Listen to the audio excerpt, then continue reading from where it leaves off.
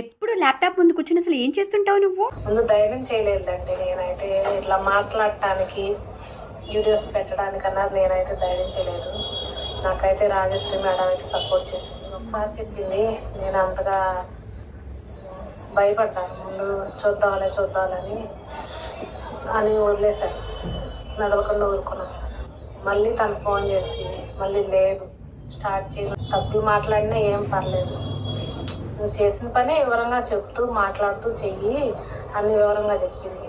అడిగిన ఎంపటే తను బిజీగా ఉన్న ఎంపటే మెసేజ్ పెట్టి, నాకైతే ఇంగ్లీష్ రాదు, తనకు వాయిస్ దానిలో చెప్పినా కానీ ఎంపటే తను కూడా రిప్లై ఇచ్చి తను అన్న టైంలో మనకి ఒకవేళ బిజీగా ఉన్నా తను అన్న టైంలో అయితే నాకైతే రిప్లై ఇచ్చి వివరంగా ఇలా చెయ్యి అనేది చెప్పేది. నేను కొంచెం ఫస్ట్లో తడబడ్డాను, తర్వాత కొంచెం అలవాటు అయిపోయింది. ఇప్పుడు మనకి 1000 మంది పైన సబ్స్క్రైబర్స్ అయ్యారండి. చాలా చాలా థ్యాంక్స్. సగం మీ సపోర్టు, అందరి సపోర్ట్ వల్ల కూడా కొంచెం నేను ధైర్యం తెచ్చుకొని ఇంకా చేయాలి. మన వీడియోస్ అందరు చూస్తున్నారు, మేడం చెప్పినట్టు, రాజశ్రీ మేడం చెప్పినట్టు అన్న ధైర్యం అన్నది ఇప్పుడు వచ్చింది నాకు బాగా.